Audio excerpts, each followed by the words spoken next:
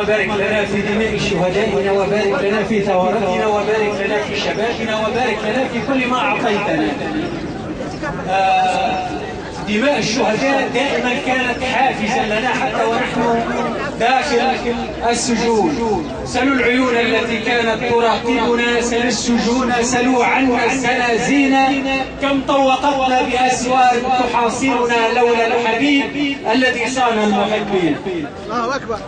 قصيدة هي ذكرى استشهاد الأخ عدنان بن سعيد، قيلت في مارس سنة 92 في السجن المدني بسجن بوزيد، جيل النصر المنشود. شباب النصر حضر عدة وعتادة حشد لابد يتم مراده. شباب النصر حضر عدة وعتادة حشد لابد يتم مراده.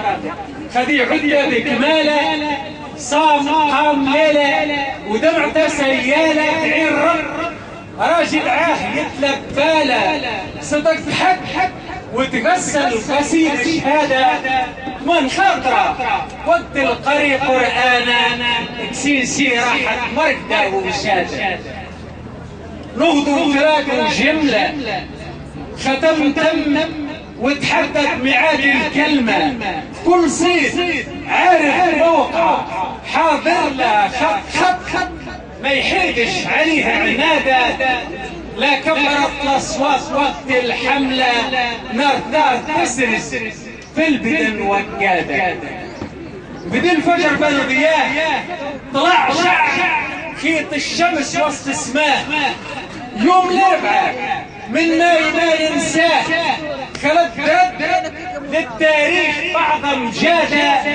شباب حق جدد عهد في ملقاه، زهد صد لهوة وطل قبل ارتادة. خرج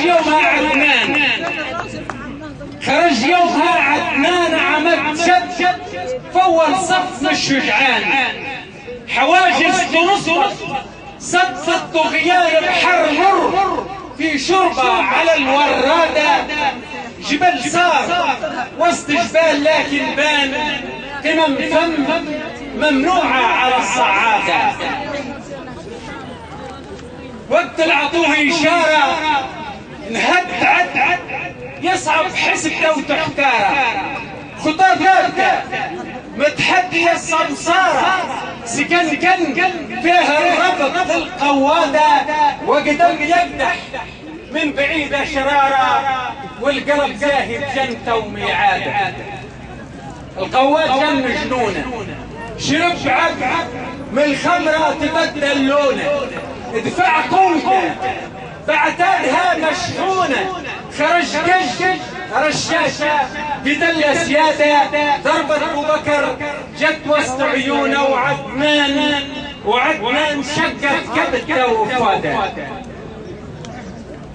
مشي الجنته